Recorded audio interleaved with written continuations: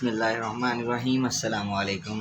उम्मीद है कि आप सब खैरियत से होंगे। This is me Aamir Usman, एक बार फिर से आपकी खिदमत में हाजिर हैं। लास्ट वीडियो में हमने question number 1 and question number 2 और कुछ इंट्रोडक्शन इस chapter number 1 unit number 1 set and function के बारे में किया था।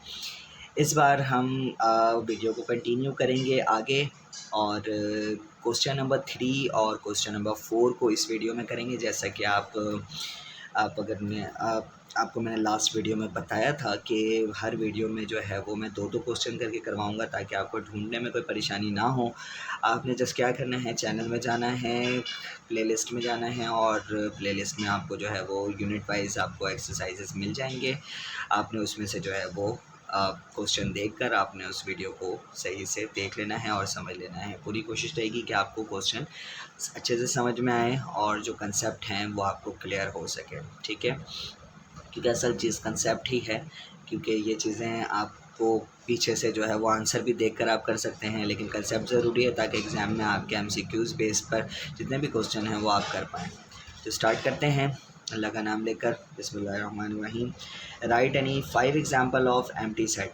अब इन्होंने सवाल सिर्फ दे दिया इतना सा और कहा है कि 5 एग्जाम्पल लिखिए आप खुद से एम्प्टी सेट के। अब एम्प्टी सेट के बारे में मैं आपको बता दूं कि एम्प्टी सेट एक ऐसे सेट होते हैं जिसके बारे में आपने लिखना होता है लेकिन उसके अंदर कोई सेट नहीं होता। जैसे लास्ट टाइम मैंने कोई क्वेश्चन करवाया था, कौन सा करवाया था, हाँ ये वाला क्वेश्चन करवाया था और इसमें देखें नल सेट आ गया था।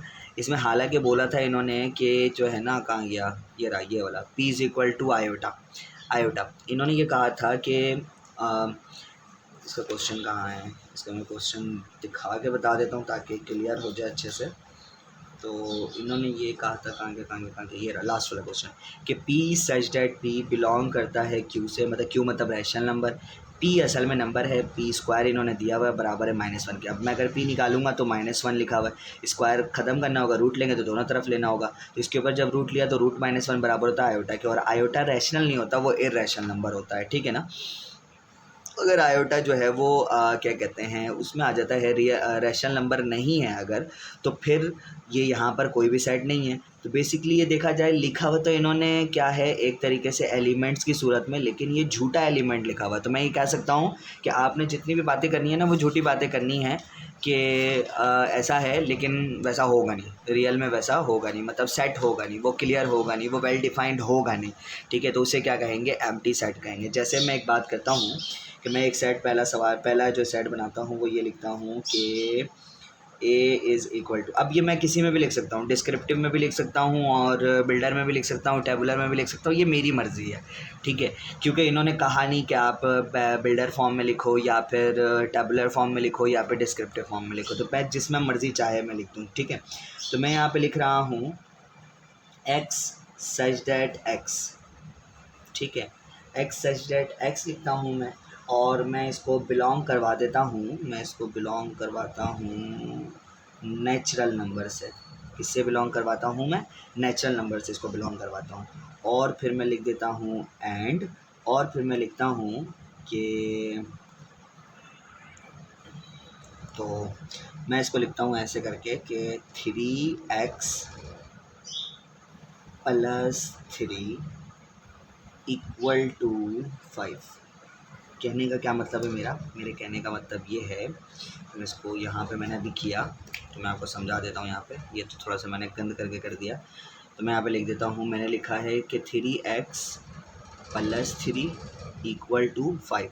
मैं यहाँ पे x की वैल्यू निकालना चाह रहा हूँ क्योंकि नंबर x है ना, तो मैंने लिखा है यहाँ पे कि प्लस का 3 उधर भेजेंगे तो ये हो गया 3x = 5 माइनस का 3, ठीक है। तो ये हो जाएगा 3x, 5 में से 3 माइनस होगा तो 2x बचा, ये 3 इधर मल्टीप्लाई में इधर भेजेंगे, क्या हो जाएगा डिवाइड, 2 / 3। इसको अगर डिवाइड करते हैं तो 0 पॉइंट में आंसर आएगा, 0 पॉइंट समथिंग, ठीक है, करके देख लेना। अब 0 पॉइंट में अगर आंसर हो तो मैंने आपको पहले ही ये बात बता दी थी कि क्या है भाई, कहाँ गया, कि नेचुरल नंबर स्टार्ट होते हैं 1 से, 0 से कौन स्टार्ट होता है, W स्टार्ट होता है, ठीक है। तो 0 पॉइंट में अगर आंसर आया तो इसका मतलब ये है कि ये नेचुरल नंबर तो नहीं हो सकता। तो हालांकि मैंने लिख तो दिया, मैंने तो लिख दिया, कहाँ गया भाई, मैंने लिख दिया कि भाई ये नेचुरल नंबर से ताल्लुक़ रखता है, लेकिन ऐसा है नहीं, ये नेचुरल नंबर से ताल्लुक़ नहीं रखता। तो इसका मतलब इसके बीच में कोई भी सेट नहीं है। सही है। तो ये एक सवाल हो गया भाई, सॉरी एक जवाब हो गया, क्योंकि पाँच कितने लिखने हैं, 5 लिखने हैं ना। Right any 5 example of empty set.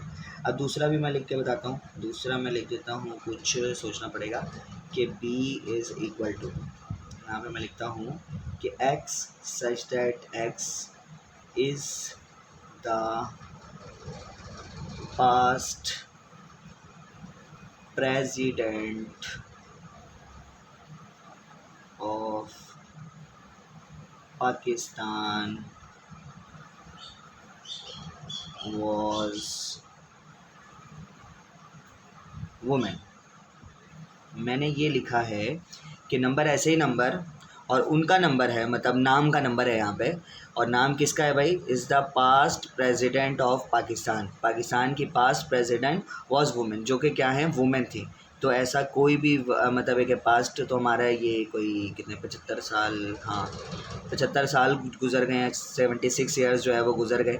तो 76 ईयर में जो है वो अभी तक पाकिस्तान में कोई भी प्रेसिडेंट जो है वो वुमेन नहीं बनी है। पूरे प्रेसिडेंट मतलब सदर, कोई भी वुमेन नहीं बनी। हाँ कौन बनी है, प्राइम मिनिस्टर बनी है, कौन है वो, बेनज़ीर भुट्टो। ठीक है, बेनज़ीर भुट्टो साहिबा जो हैं वो पाकिस्तान की वुमेन थी, वुमेन खातून, जो कि प्राइम मिनिस्टर बनी, लेकिन प्रेसिडेंट वो नहीं बनी है। ठीक है ना। तो ये जो सेट मैंने लिखा है ये कोई सेट कंप्लीट नहीं है, मतलब कंप्लीट क्या, ऐसा कोई सेट है ही नहीं। आज तक ऐसा कोई नाम है नहीं पाकिस्तान में जो कि वुमेन का हो, जो कि प्रेसिडेंट बनी हो। ठीक है, क्या पता फ्यूचर में कोई बन जाए, क्या पता आप में से कोई बने, आप गर्ल्स में से।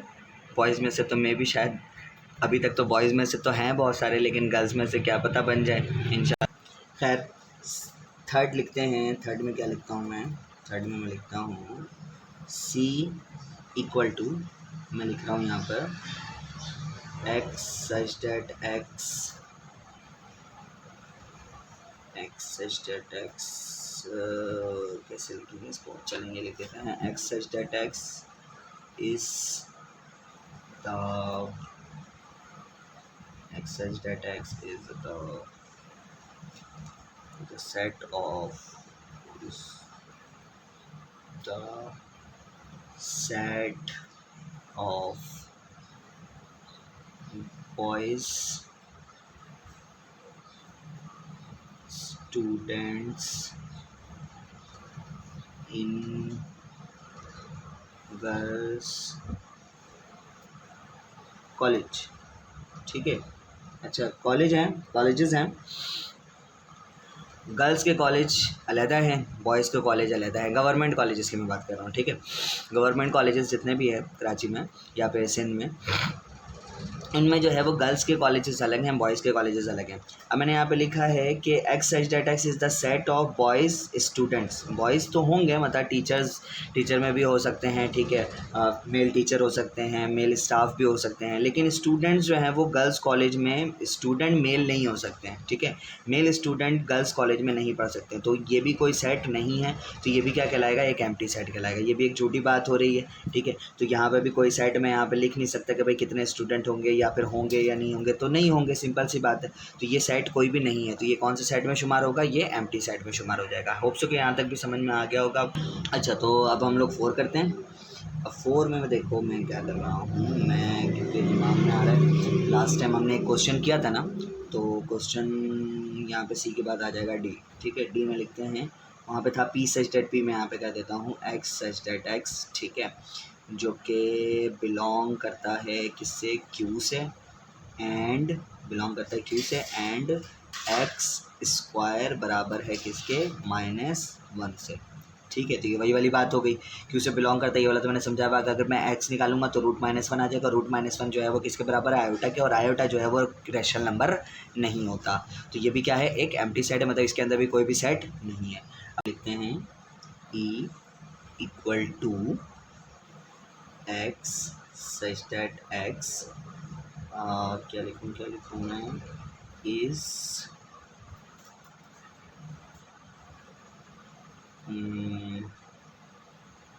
X such that X is, मैं सोच रहा हूँ कि मैं लिख दूँ कि बी एंड सी इज, यहाँ से डालते हैं, x such that x, b and c is vowels in English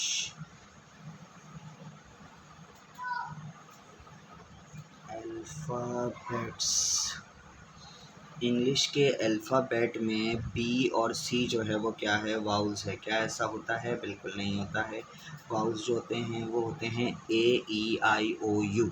तो ये भी जो है वो हमारे पास एम्प्टी सेट कहलाएगा। तो मैंने ये कहा कि X H that X belongs to, मतलब मैंने ये भी एक तरीके से बिल्डर फॉर्म ही लिखा है कि भाई जो है वो X H that X belongs to B and C is vowels in English alphabet. B और सी जो है वो इंग्लिश के अल्फ़ाबेट के क्या हैं, वाउल्स हैं। इंग्लिश अल्फ़ाबेट में वाउल्स हैं, लेकिन ऐसा नहीं है।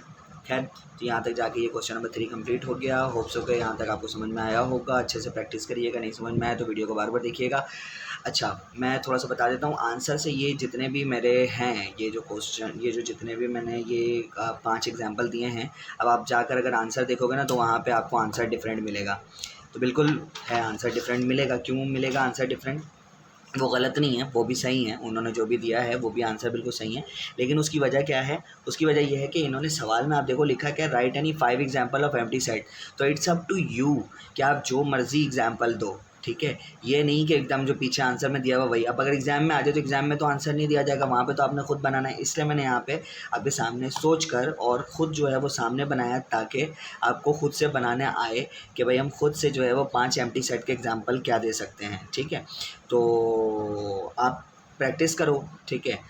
तो प्रैक्टिस करो और ख़ुद से जो है वो इन एग्जाम्पल के अलावा और बुक के एग्जाम्पल के अलावा ख़ुद से और भी सेट्स बनाने की कोशिश करो, ताकि आपको एग्ज़ाम के लिए जो है वो अगर दे दे एम्प्टी सेट बनाने तो आप बना पाओ, ठीक है। तो खैर, अब हम क्वेश्चन नंबर 4 को करते हैं। क्वेश्चन नंबर 4 में क्या है, classify the following as finite and infinite set. बहुत आसान। देखो, फाइनाइट क्या है? फाइनाइट वो होते हैं जिनको काउंट किया जा सके। इनफाइनाइट वो होते हैं जिनको काउंट नहीं किया जा सके। सही है, मतलब बहुत ज़्यादा हों, बहुत ज़्यादा तादाद में हों, बहुत ज़्यादा तादाद में उनको काउंट करना मुश्किल हो जाए, मिलियन ख़त्म हो जाए, बिलियन ख़त्म हो जाए, ट्रिलियन ख़त्म हो जाए, क्वाड्रिलेटरल ख़त्म हो जाए, सब ख़त्म हो जाए, ठीक है। मतलब आगे बढ़ते ही चले जाए, उसको काउंट करना मुश्किल हो जाए, ठीक है। तो वो क्या कहलाएगा? इनफाइनाइट कहलाएगा। जैसे कि मैंने 9th क्लास में बताया था कि अगर हम पाई के नंबर को लेते हैं 22/7 को अगर आप डिवाइड कराते हो, तो 22/7 को जब आप डिवाइड कराओगे तो उसके जो आंसर है ना, वो मतलब पॉइंट के बाद नंबरों की तादाद चलती जाएगी, चलते जाएगी, चलते जाएगी। उसको 5 मिलियन टाइम तक सॉल्व किया गया, लेकिन वो सॉल्व होता ही जा रहा था, होता ही जा रहा था। तो इस वजह से जो है वो उसको क्या कहा गया? इनफाइनाइट नंबर कहा गया। इसी तरह से यहाँ पे अब सेट्स दिए जाएंगे, आपने जस्ट बताना है कौन सा फाइनाइट है, कौन सा इनफाइनाइट है। Set of Asian countries. अब एशिया में कितने कंट्रीज़ हैं आपने वो बताना है। सबको पता है एशिया में कितने कंट्रीज़ होते हैं, लेकिन जो है वो मतलब अगर आपको सही काउंटिंग याद नहीं है तो आप सर्च करो या फिर आप घूमो तो आपको खुद ही पता लग जाएगा कितने कंट्रीज़ हैं। मतलब काउंटेबल हैं, उनको काउंट किया जा सकता है। ये नहीं कि ला तादाद हैं, ठीक है ना। पूरी दुनिया में कितने मतलब ये है कि मुल्क हैं या कितने कंट्रीज़ हैं वो काउंट कर सकते हैं। तो सोचो, सिर्फ एशिया की बात हो रही है, तो एशिया की कंट्रीज़ काउंट नहीं किए जा सकते हैं, काउंट किए जा सकते हैं। तो इसको क्या कहेंगे? इसको कहेंगे फाइनाइट। तो ये है finite. Okay, set of all medical universities of the world. पूरे के पूरे दुनिया में कितने ही मेडिकल यूनिवर्सिटीज़ हैं, बिल्कुल काउंट किए जा सकते हैं। हर मुल्क के मेडिकल यूनिवर्सिटीज़ को एक एक करके काउंट करेंगे तो पूरी दुनिया के जो है वो आपको यूनिवर्सिटीज़ के बारे में पता लग जाएगा। तो ये भी काउंटेबल हैं, तो इनको क्या कहा जाएगा? इनको कहा जाएगा finite. Finite. Set of all real numbers between 6 and 9। 6 और 9 के दरमियान रियल नंबर बताइए। अब ये बताना नामुमकिन है, जैसा मैं बता रहा था पहली वीडियो से, प्रीवियस वीडियो जाकर पहले देखिएगा, ठीक है, तभी समझ में आएगा। उसमें मैंने रियल नंबर के बारे में बताया था। रियल नंबर वो नंबर हैं जो कि रैशनल और इर्रेशनल नंबर के यूनियन होते हैं। अगेन, रैशनल और इर्रेशनल नंबर के जो यूनियन नंबर होते हैं वो क्या कहलाते हैं? रियल नंबर कहलाते हैं। तो अगर मैं 6 के बाद नंबर देखता हूँ, 6 अगर मैं बता देता हूँ रैशनल नंबर है, 6 के बाद 6.00001, फिर 6.00002, 6.00003, इस तरीके से चलते ही जाएंगे नंबर, इस तरह से चलते जाएंगे। फिर वो 1 0 कम होगा, फिर 1 0 कम होगा, फिर बहुत सारे नंबर आने वाले हैं, बहुत सारे नंबर, ठीक है। तो वो ला तादाद हैं, अनकाउंटेबल हैं, ठीक है, मतलब काउंट नहीं कर सकते उनको। तो वो क्या हो जाएगा? इनफाइनाइट हो जाएगा। तो इसको मैं लिख देता हूँ कि क्या है जी? ये हैं इनफाइनाइट, ठीक है।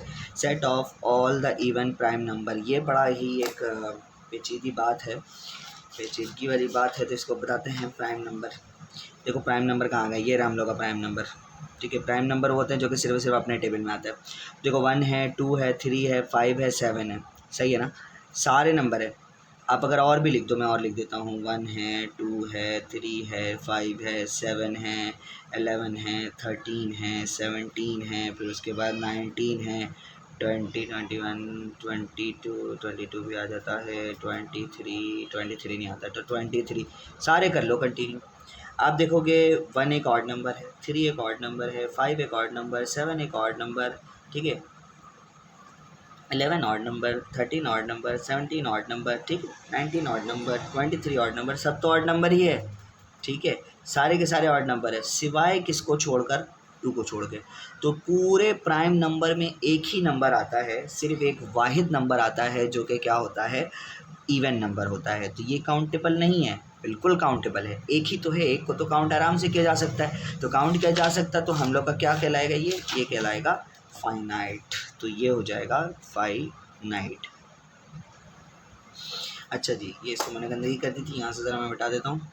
तो set of all odd numbers, सारे के सारे ऑड नंबर को काउंट करिए। ये नहीं पता कहाँ से कहाँ तक करना है, सारे के सारे ऑड नंबर। अब नंबर कभी ख़त्म नहीं हो सकता और हम इनको काउंट कर नहीं सकते हैं, कहाँ पे जाके नंबर ऑड नंबर चलते ही चले जाएगा, चलते ही चला जाएगा, तो इसको भी काउंट नहीं कर सकते हैं। तो ये भी हो जाएगा इनफाइनाइट।